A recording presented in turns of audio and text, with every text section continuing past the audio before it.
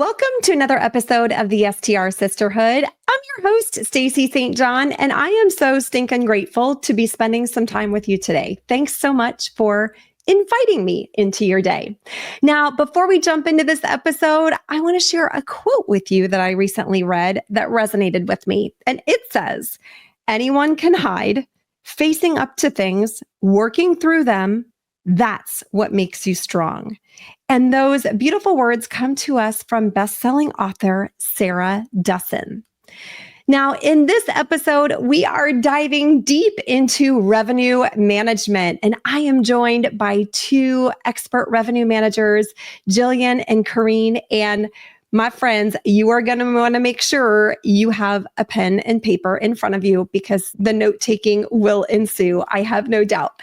So let's go ahead and dive into my conversation with Jillian and Karin.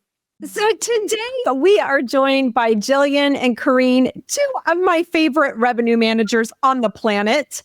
And first of all, I just want to say thank you for being here. Thanks for having us. Thank you, Stacy.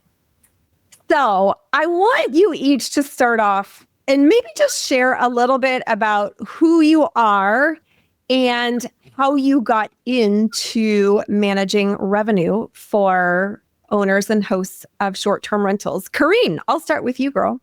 Sure. Thanks, Stacy. So I'm actually originally from Toronto and did the whole corporate thing for 20-ish years. And eventually moved to Florida with my husband, where we now live in the Daytona Beach area. And at the end of that 20-ish years, I just kind of realized I was done with the corporate life. It wasn't something that I wanted to do. So I just kind of left and without a real plan, and spent, about 6 months really thinking about what I want to do. And that kind of just led me into short-term rentals. Real estate is something I've always been into regardless, but short-term rentals was just like a really cool way to accelerate cash flow. And it was a whole new kind of venture for me.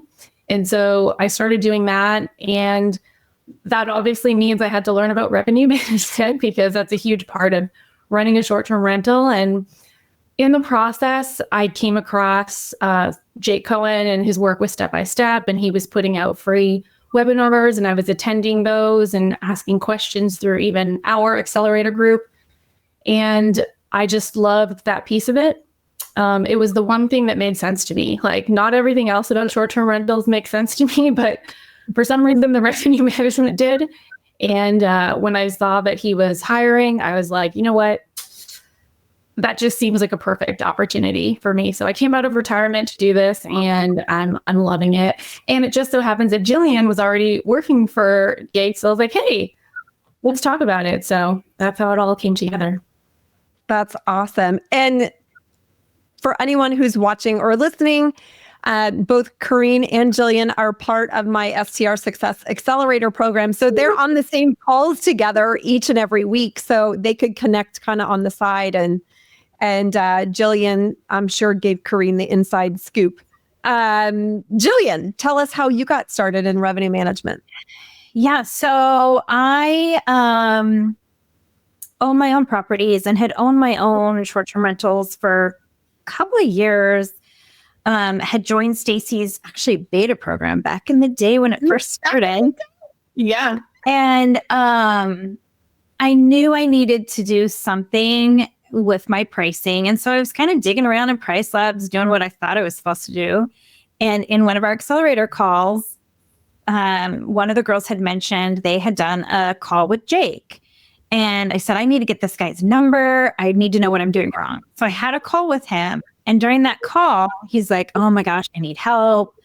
Well, I have a finance background, so the numbers always intrigued me. And I basically called Jake the next week and said, hey, I want you to bring me on board because I can help you with what you're doing. I've been doing my own pricing. I know I can learn a lot from you. Would you train me to do this? And he was like, yeah. So that's how I became your revenue manager and I've been with Jake for just over a year now. And between all of us, we have just over 300 listings that we work on a daily basis. So it's definitely grown, and there's never a dull moment. Yes, I can only imagine. And you know what's so wonderful is that obviously Jillian and Karine, you both add so much value to the other women inside of our accelerator program because you are experts. You have been trained by an expert. And so I think it's so great. Not only, I'm going to ask you some, I think, what are common questions or maybe common challenges that I see a lot with revenue management, but I just think it's so super cool. This sounds very strange, but you don't really hear about female revenue managers a lot. Isn't that crazy? Yeah. Which is another big reason why I told Jake he needed to bring me on, because there weren't a lot of female revenue managers. And now we have some on our team. Now outnumbered. Yes. Is outnumbered. I love it. So let's dive into some of these challenges that folks have with maximizing their revenue. And if it's okay, I'd like to ask you some questions that I think a lot of people might perhaps struggle with. The first one is booking window. So for so long, I was looking at booking window, not really understanding how a booking lead time actually played a huge impact on my revenue. Can you walk us through what that booking window or lead time is and why it's so important for owners and hosts to pay attention to? Jillian, I'll start with you. Yeah, I think with our booking windows, and remember, these fluctuate from year to year. So one year you might have a 150-day booking window, and the next year you could have 90 or 60. So it's really important that you understand where your market is and how people are booking within that lead time. So if your booking window has really shortened, you got to make sure that your pricing is right in line, your listing is optimized so that you're getting those bookings before you miss that booking window. Because once you've missed that booking window, then it's a struggle to get you booked, and you're really reducing your pricing too much to get those bookings. In PriceLabs, the neighborhood dashboard has a whole analytics portion on there that shows month by month what the booking window is. And so staying ahead of that is really, really important. Yeah, I was looking at my revenue data and I was able to determine that bookings that were generated, if I'm not mistaken, it was further out than 68 days, if I'm remembering correctly. I was able to pull in 22% more revenue versus within that 68-day time period. So those are real dollars. Those are real sets of money that can make a really big impact. I'm curious, why do you think that people haven't paid attention to booking window in the past? Again, for me, I just didn't know any better until I learned it. But I think I'm just curious. I think that's yeah, I think that's a big thing. I think people set their PriceLabs up and then kind of forget about it and think that it's going to run itself and that they don't have to be in there on a regular basis to really see what's going on in the market. The economy plays a big role in how people are booking their vacations too. So you really have to stay on top of it. And ultimately, we suggest going in weekly, even if you're just looking at just those little pieces of what your booking window is and what the occupancy is so that you're not missing it. Otherwise, you're leaving money on the table for sure. Mm-hmm. Mm-hmm. Yeah. Add too on the booking window piece, like another reason that it's so important that people don't always factor in is that your pricing strategy changes as you move through that booking window. So if your booking window is 100 days, for example, then you're not necessarily you're definitely not discounting when you're more than 100 days out, right? So your pricing when you're accepting bookings that are longer than 100 days out is going to look very different than when you're 30 days out. So we look at booking window to know that once we're inside of the booking window, we have to have everything optimized perfectly, right? You want to be competitive within the market. You don't want to be priced too high or too low. And as the days start shortening in that booking window, you start discounting because now you realize, okay, you're within a period of time that most people have already booked the properties in your market. And so that's when you know you have to start discounting. So it's very much tied to the pricing. Mm-hmm. And I want to just follow up on that because I would envision that within the booking window, you're probably advising clients to maybe have different milestones and to do different tiers of discounts. If someone is listening and going, "Ooh, gosh, I've never really thought about this or looked at this," what would your recommendations be once they know, okay, let's say on average, my booking window is 100 days out? When should their key milestones be and what should they be anticipating as far as the types of discounts they might want to offer? So if let me stick with that 100-day example, then as far as discounting goes, you want to maybe start discounting when you're inside of that window. So let's say, for example, 75%. So 75 days in that booking window. Now you've missed a little bit of opportunity, but you haven't missed all of the opportunity. So at 75 days, you might start discounting, 10 to 20%. Once you're 50% through, you might increase that to, 10 to 20, 30%, whatever. It goes on. And it really depends on the market. But I think that's kind of how I visualize it in that sort of 25, 50, 75%. Mm-hmm. Yeah. What are your thoughts on some people have a strategy where they look to raise rates at the last minute versus discount them, which is a completely opposite approach. Why might someone take that approach and how could it benefit them?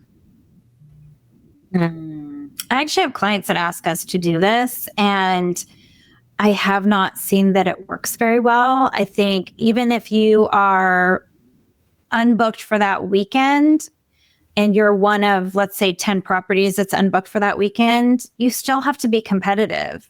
So raising your rates at the last minute is only going to push you up further to where people aren't going to book because there's other properties that are lower priced. And that's what people want. They want that deal. They want that discount, So I have not seen that strategy work very well. Mm-hmm. Mm-hmm. I don't have anyone that actually implements that. I guess I'm trying to think of examples where that might make sense. It's kind of a little bit difficult for me to get my head around, but maybe in a market where there tends to be a lot of last minute bookings, I do have one or two of those where a lot of guests do book within 1 or 2 days. Now, would I necessarily recommend that they increase their prices to capture that? I'm not sure that would necessarily work. So, yeah. The only thing that I could wrap my head around is if you were in a very small market and you were the only one with inventory, right? Or you're the only option, then perhaps it could make sense to try to capitalize on the supply and demand end of things. But at the end of the day, with so much of us having so much competition in our markets, I think, again, being very cognizant of what the booking window is and how you are approaching, your discounts is so important. I know my Airbnb market manager talks about this all the time, where within the last 30 days, we're almost training our guests to look for the steep deals, because what so many owners do too is they keep their pricing high until the last 30 days within your booking window, and then they just tank it in order to get it booked. So would you recommend people look at their numbers? Jillian, I heard you say weekly, but how often should someone be continuing to inch those prices down? Is it every week, or should they look at it every 3 to 4 weeks? What are your thoughts? So we look at it every week, and we may drop prices, but a lot of times we're increasing pricing too, because if we're seeing those bookings come further out, so come for summer, fall, we're booking that far out, then we definitely want to push up pricing. Bringing down pricing usually is a sign that we're not getting booked and we need to do something to get it get it going. So usually in that aspect, it's too high. And like you're saying, people have gone in and really put on discounts to drop their pricing. And so we need to be similar in with that. You know, there's so many hosts out there that don't necessarily understand the pricing. And unfortunately, this is, you know, they'll set one pricing or they'll really go in and discount it a ton. But if you're staying on top of your pricing and regularly looking at it, you're going to have a better chance of getting that booked. Mm-hmm. Mm-hmm.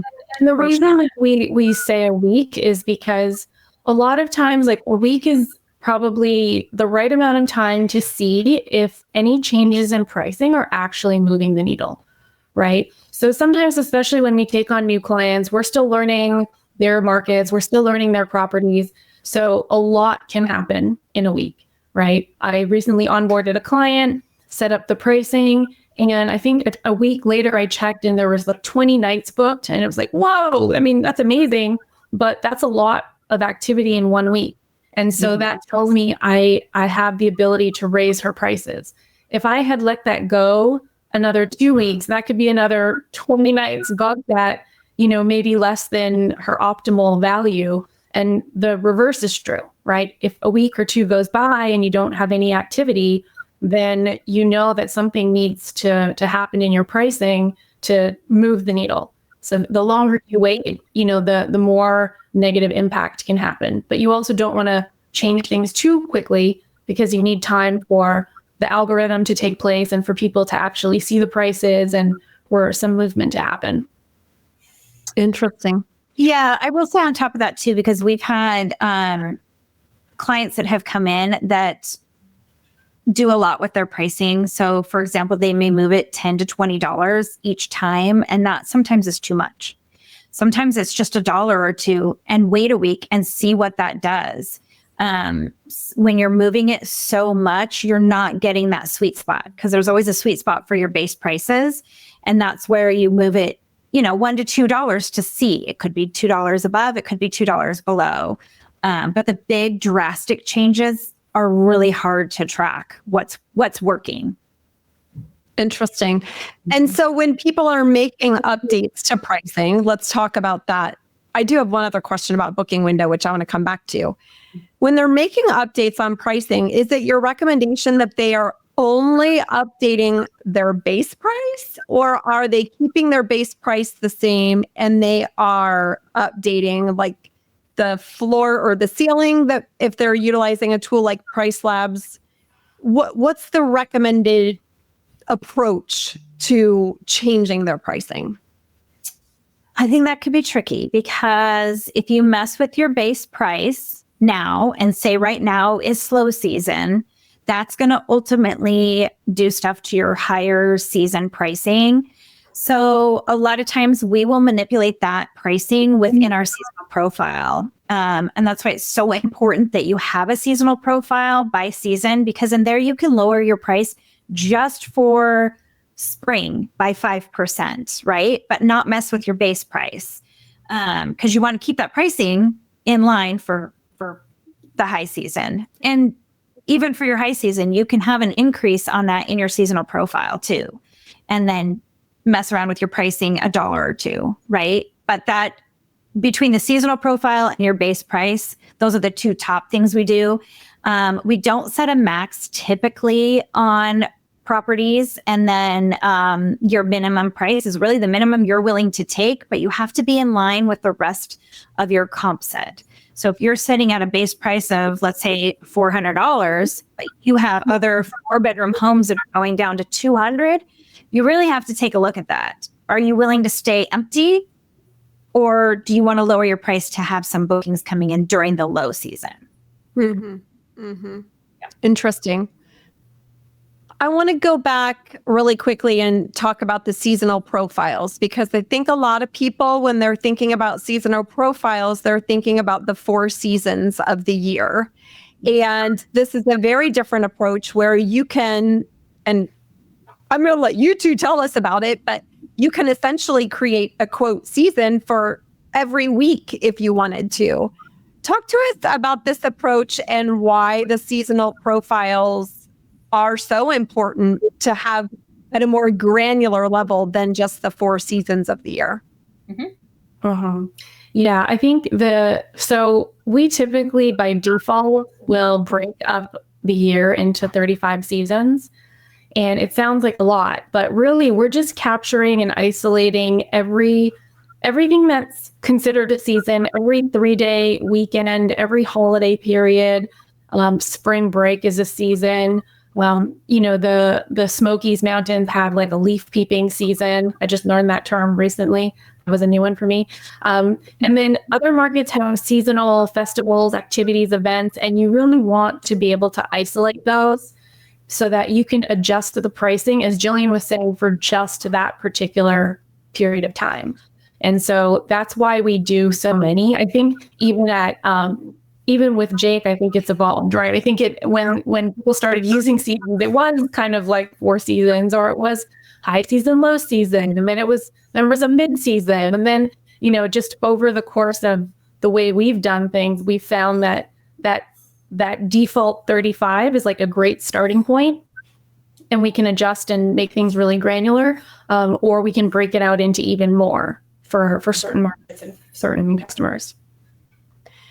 If someone is setting up those, let's say 35 seasonal profiles, and they're doing it themselves, how much time would they anticipate it would take to set up those 35 seasonal profiles?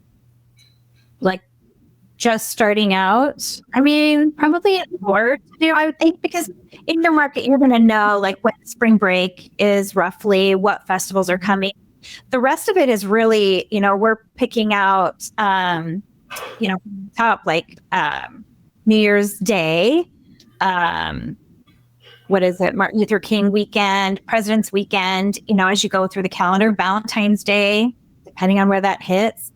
So you already know, but dipping it out on the spreadsheet definitely takes time. So I don't know, Karine, an hour? I don't know. We do them so often now that we're all ridiculous. And you have to ask ChatGPT. There you go. That's more time to prepare. I think if it's a new property that you're getting into, if you look at your market dashboard, you're going to get a lot of information just from that. But then also knowing where certain events hit goes into that too. And I go on sorry, Stacey, just on profiles, because we're going through it right now, is that it's really important for people when they're setting up their seasonal profiles. You have to think about the dates that you have in there that applied in 2025. You have to go in and think about how those dates are going to impact for 2025, right? So Easter or whatever, Valentine's Day, I guess, is always the same, but other weekends and events that happen on different days of the year, you want to make sure that you're, now we're through Q1, that's probably a good point in time in the year to go back into your seasonal profile, look at all your Q1 dates, because they no longer apply for this year, and make sure you're looking at 2026 dates and adjusting that. If you get that booking that's far a year in advance for an Easter weekend, and you haven't adjusted those dates, then you might have missed out on a good opportunity there. Yeah, that's a great point. And that was a beautiful lead into my next question, Karine, that you didn't know I was going to ask. But what are your recommendations for far out bookings? Because I also get a lot of questions and feedback from people, like, they're imagining, well, if I'm booking at X number of dollars this year, I should be adding 30% for this time next year. What is the approach or recommendation on how to approach pricing for those far out bookings? So we have seen something over the last several months that PriceLabs really pushes pricing up further out.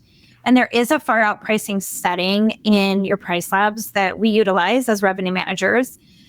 However, I will say we don't use what PriceLabs recommends. A lot of times I'll go in and adjust that because it's setting it too high. So for example, right now we're realizing that a lot of properties are really high for the 4th of July weekend. And like so high up in where your normal pricing is. So some of those we've had to bring down and really take a look at. I know in certain markets too, where PriceLabs just pushed everybody up, but the booking window was so short. And so it just wasn't getting booked enough. And so really understanding kind of where you're pushing out to your high season for further out bookings so that you still get bookings and your pricing isn't set too high. If you think about it too, if you have somebody that came in the summer and they want to rebook for that time next year, but all of a sudden it's $3,000 more for next year, that's a huge increase. And that's what we're kind of seeing PriceLabs doing and having to bring that down a little bit.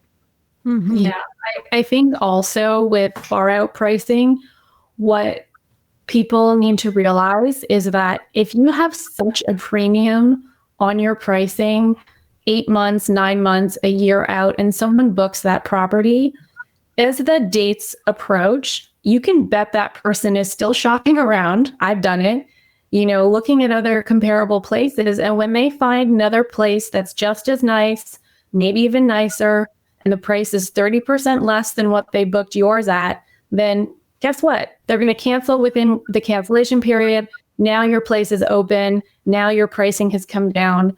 So a lot of that turnover happens because of the premiums that people place on far out pricing. So our approach now is really to keep your prices competitive enough that if you were to get that booking, a year out or 3 months out, you're still happy with it. Right? Yeah. Because the chance of getting a cancellation for that reason is going to be so much less. And then essentially, everybody wins in that case. Hey there, sisters. I am so excited to share a little love for today's episode sponsor, a tool I cannot imagine running my short-term rentals without. It's called StayFi. StayFi is a marketing powerhouse built just for vacation rental owners like us. It helps you collect data from every single guest who stays in your property, not just the one who made the booking. Here's how. StayFi lets you create a custom branded Wi-Fi splash page, kind of like what you see at your favorite coffee shop. Every guest enters their info to get online, which means you capture names, emails, and phone numbers from everybody who walks through your door. And the best part? With StayFi's built-in email and text tools, you can send beautiful, personalized messages in just seconds. That means more repeat guests, more direct bookings, and more control over your business. If you want to give it a try, and I highly recommend you do, head over to stayfi.com/STR Sisterhood and use the code Sisterhood to get 50% off your first 3 months. This is the kind of tool that helps you grow smarter, and you, my friend, deserve that. Yep. No, I think that's a really important point. I've had that as well, where someone, in my market, Myrtle Beach is a very competitive market. There's a ton of new inventory. Candidly, there's a ton of new inventory from people who are just cutting their way to the bottom, like they're just trying to be the cheapest so they get booked. And so for us who are established property owners and property managers, it can be problematic because of the fact that people do continue to shop. Karine, like you just mentioned, they absolutely do. And then, you're finding yourself with someone who wants to check in next weekend, or maybe that's a bad example, 2 months from now, and they can get, your neighbor who is, 30% less, as you mentioned. So it's really important to stay competitive.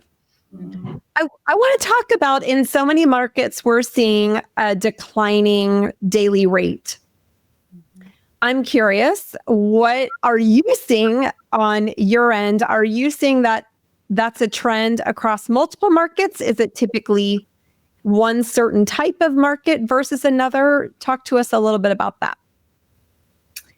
I'm definitely seeing it in the Smokies for sure. I think, and even Myrtle Beach, like you mentioned, where there's a lot of inventory, people are racing to the bottom just to get booked. So being aware that is out there, you have to still stay competitive to get booked. but it's definitely not happening in every market. I haven't noticed. Just some of them. And it's actually really what I'm seeing is on certain bed counts too. Certain bedrooms, like a 4-bedroom in the Smokies or a 3-bedroom in the Smokies, right? But a 6-bedroom is fine. It's not having that same effect. Mm-hmm. And so what would be a good way for someone to be able to monitor this if they have a 3 to 4 bedroom in the Smokies? How do they even know, oh gosh, this is just part of a symptom with my bedroom count? How do they even dive into that information and find it? Yeah. So building out your comp sets within your market dashboards is going to be the biggest help that you can give yourself.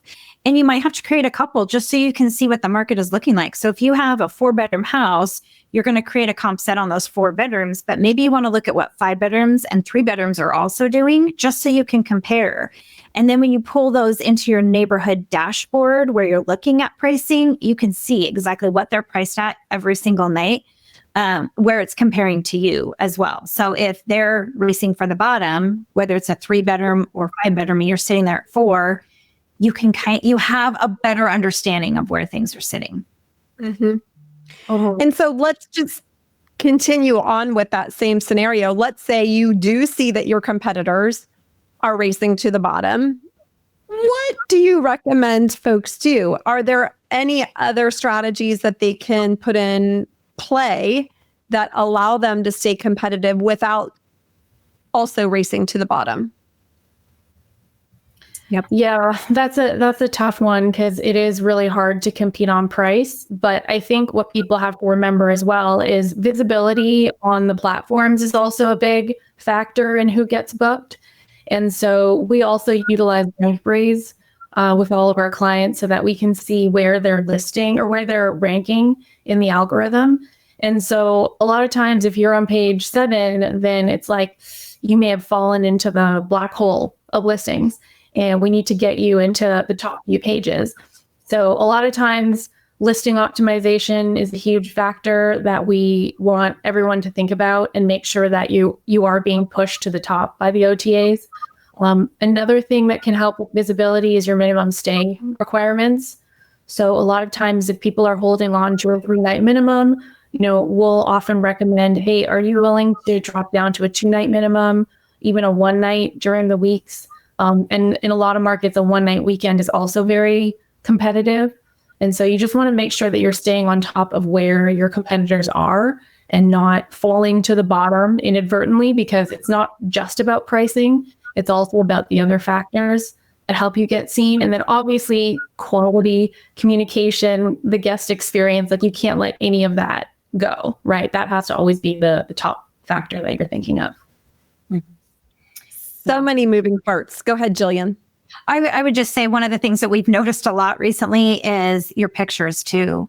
Your pictures have to be they have to be really good. And you want your first 5 photos in your listing to be good, because ultimately that is also going to push you down. If you have poor quality photos or you haven't looked at your Airbnb listing and you have 5 photos of the same area in your listing right now, that's come up quite a bit lately. So, I know Airbnb switches things all the time. So just being aware of what it actually looks like on Airbnb, especially if you have a PMS system, right? Seeing where it all looks. Yeah.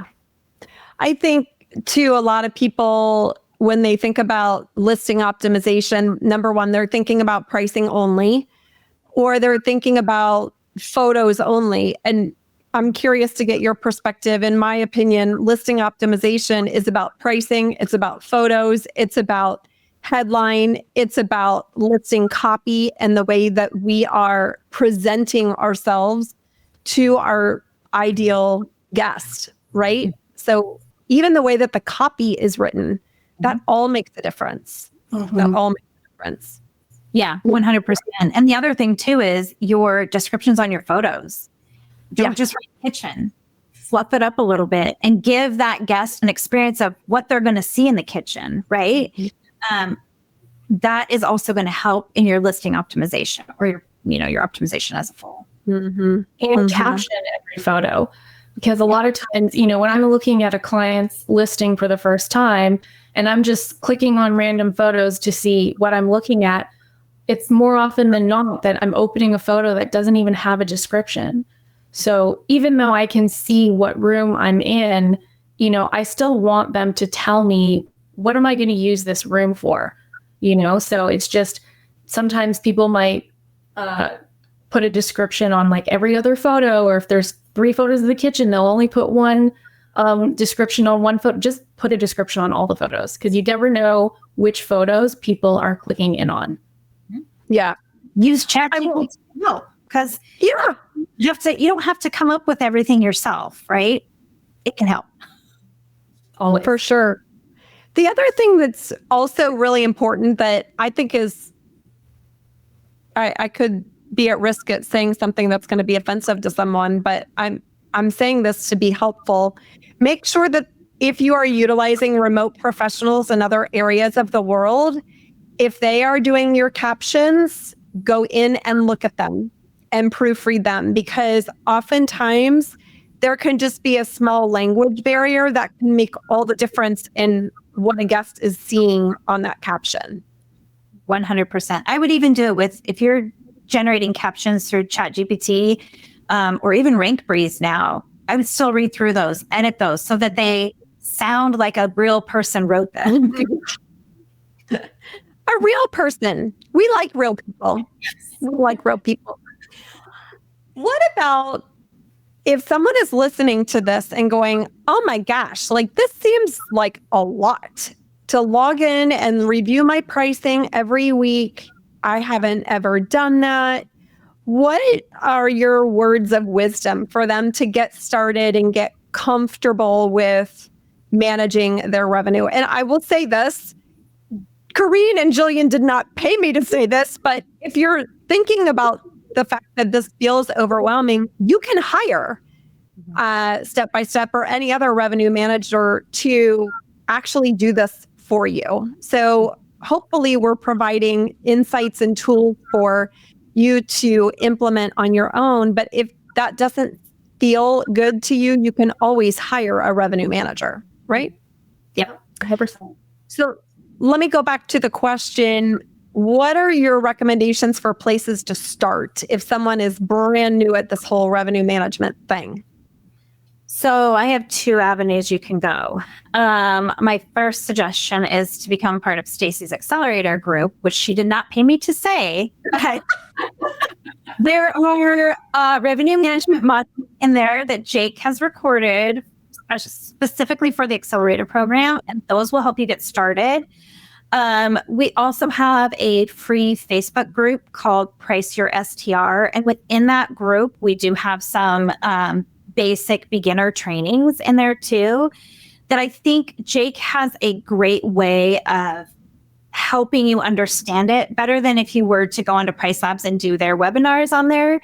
Sometimes it gets a little more cumbersome and a lot harder to understand. At least that was how it was for me. So when I saw the recordings of what Jake had put out there for some trainings, I thought it was really, really done well and easy to understand. But then within that Facebook group, you can ask questions all day. And there's other revenue managers in there too that will help out.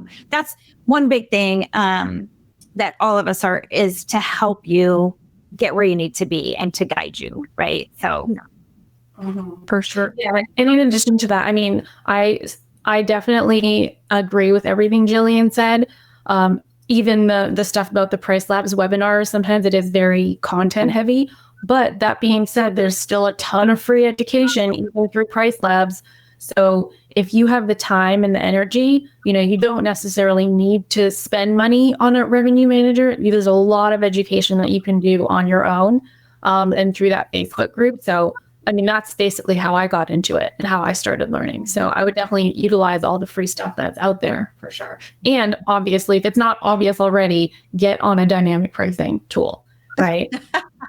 Don't try to do it on your own. I don't know if I'm allowed to say this, but I would not recommend utilizing any pricing optimization through any of the OTAs, right? Because a lot of times they're pricing for the benefit of getting as many bookings as possible, which means not necessarily maximum revenue.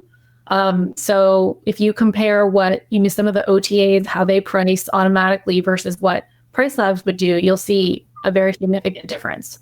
So that's definitely something.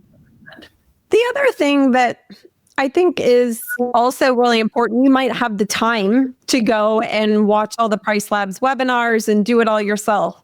But if you don't enjoy doing this, don't do it. Like outsource that, hire someone to do it for you, because this is what I'm all about. Obviously, I want to be the most productive and efficient person working in my business, but I also want to love what I'm doing. And if pricing makes you want to pull your hair out, I promise you, even though you can learn it, it's not worth learning it, right? So also think about what you enjoy doing and the value of your time leading your business. And again, I'm not here to force anyone into anything, but I think that that's also a really important thing to consider. Yeah, I would agree. I would 100% agree. Yeah. And that's why it's so interesting and fun to be in the accelerator with all these other women, because everybody has different things that they love doing and that they're good at. And, we lean on each other for that. And it's one of those things where, like, for example, email marketing, not my thing, don't have the energy, don't have the time. I outsourced that to someone in your accelerator, and I'm super happy about it. No regrets.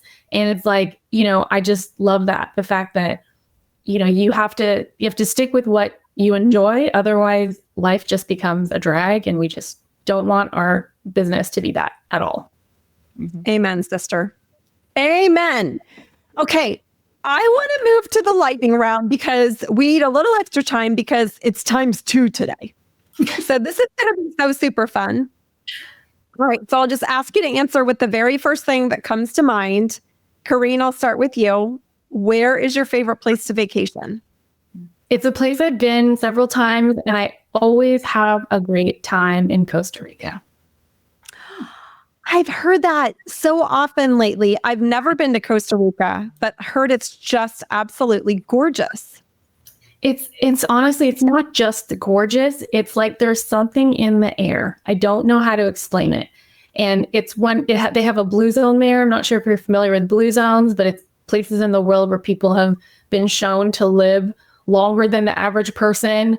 And it's just, people are happy there culturally. Everyone is super friendly, nice. They live like close to the earth. They're all in touch with nature. I just love it. You have to go if you ever have the chance. I love it. I love it. All right, Jillian, how about you? Favorite place to vacation? Ooh, mine is Maui, Hawaii, for sure. Yeah. Mm-hmm. Beaches. It's pretty gorgeous. Mm-hmm. Yeah, pretty gorgeous. I will tell you the story sometime. I went to Hawaii for my honeymoon 30 years ago, and we had like a National Lampoon's Honeymoon from Hell movie play out on our honeymoon. So I'll have to tell you about that sometime. I'm not going to bore everybody on the podcast now. And my husband and I laugh about that to this day. I mean, it was a series of unfortunate events on our honeymoon. So I do love Maui. We've been back several times since, and we've not had a horrible experience. So that's good. I can't wait to hear that story, Stacy. Okay, next question, Karine. I'll go to you first. What's one place you've never been that you want to visit?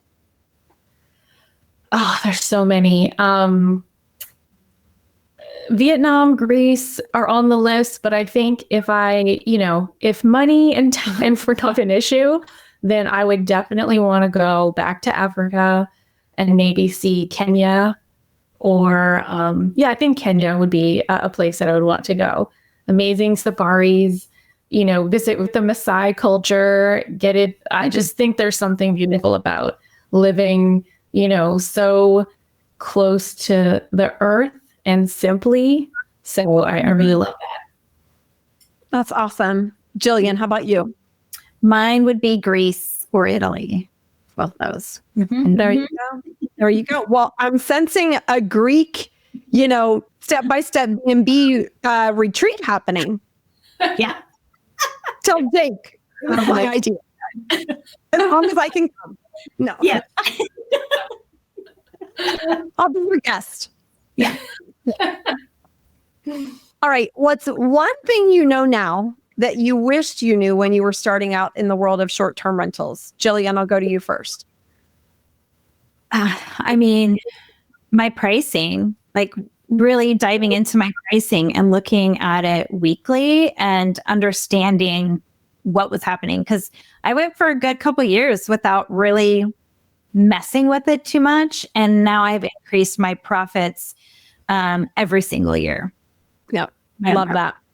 Mm-hmm. How about you, Karine? I think that I knew that I was going to become the CEO of a small hotel. I think that like when people think about short-term rentals, or when I thought about short-term rentals, I should say, I thought it was just another extension of a real estate asset class. Like, I'm familiar with long-term rentals, done that, get it.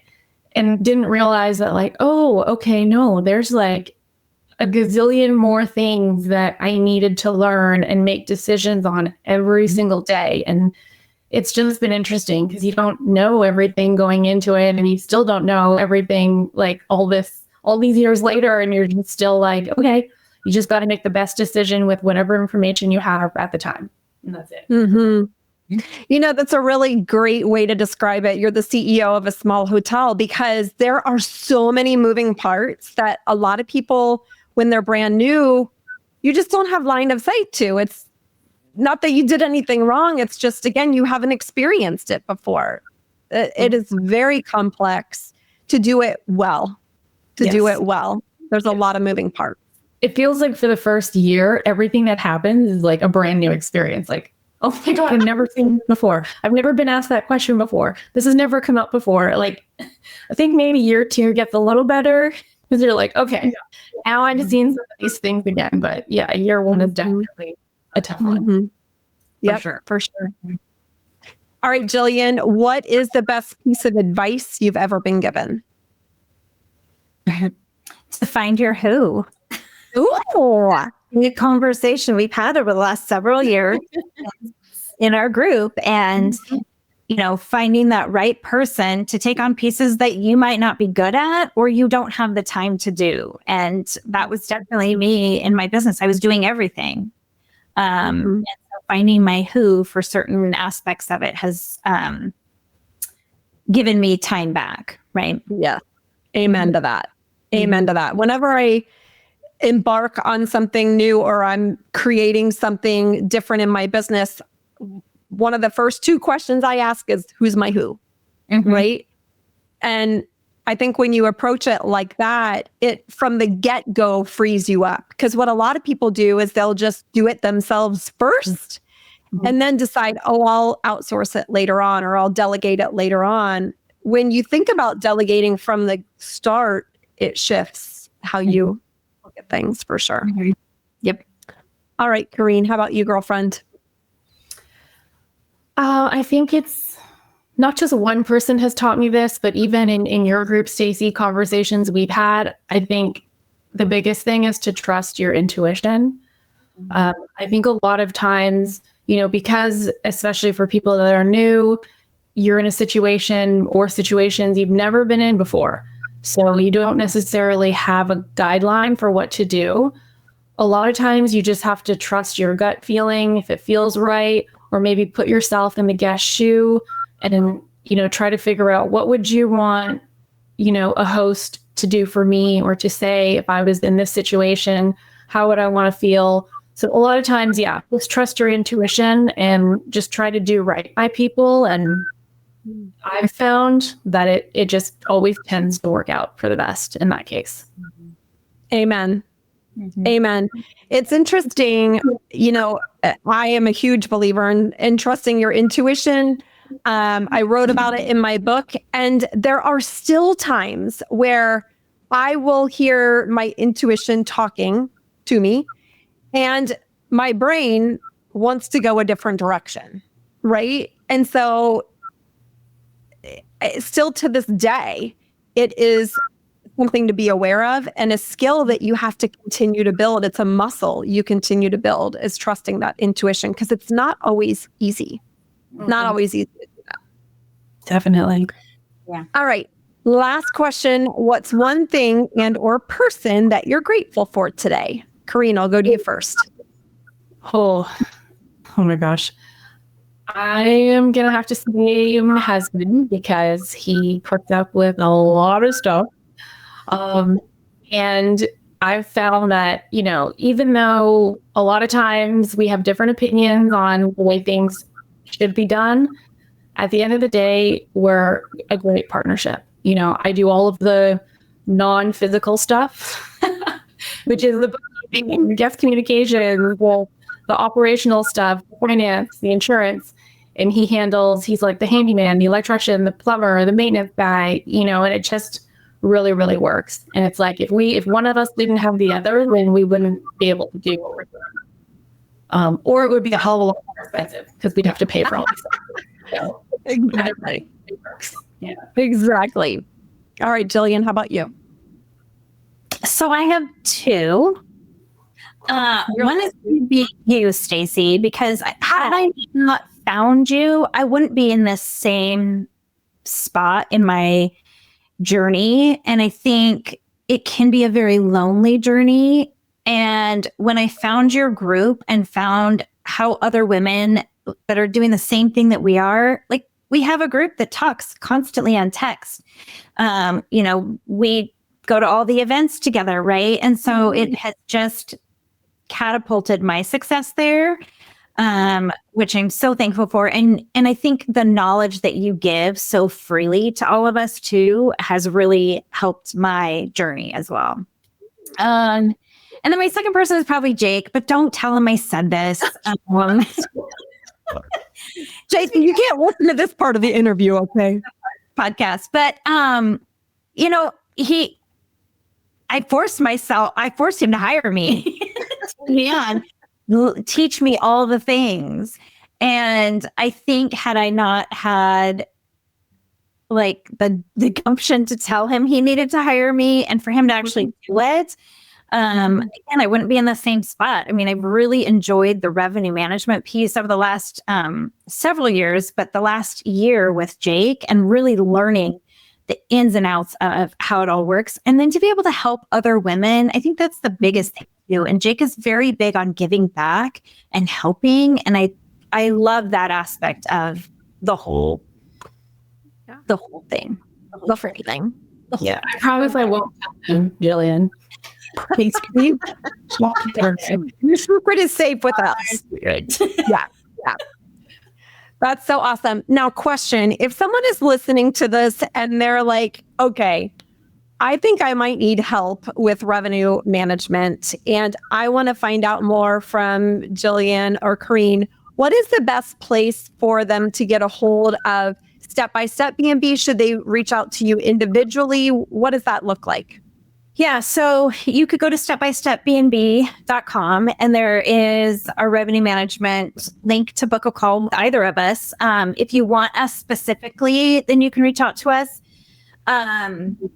because there are 4 of us now that are doing revenue management, but we do a free 45-minute consultation and we'll talk through listing optimization with you and talk through our services. But if you just need a little help too, we're there to help.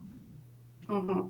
And I think the other thing that people can do if they're interested in learning more about revenue management for themselves and they want to get educated on it, if they go to our website, Jake recently or currently actually is still launching his very first course.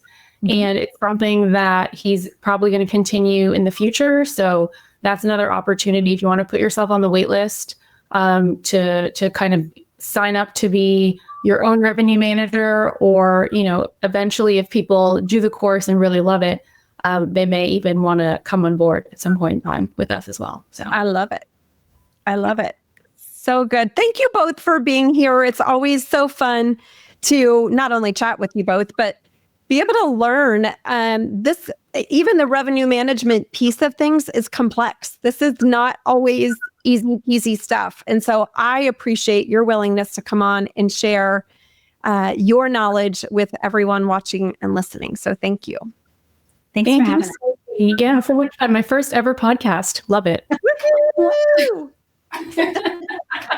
Hey, sister, before you go, let me ask you this. Are you craving more clarity, more confidence, and the kind of momentum that makes big dreams feel totally doable? If you're nodding yes, my best-selling book, Live Big, was written just for you. Inside it, you'll discover powerful mindset shifts and business strategies that help you unlock your potential and create a life you are wildly obsessed with. This isn't fluff, it's a playbook to help you rise, realign, and reignite the fire inside you. Head over to livebigwithstacy.com to grab your copy of Live Big and take the next bold step toward the life and business you truly desire.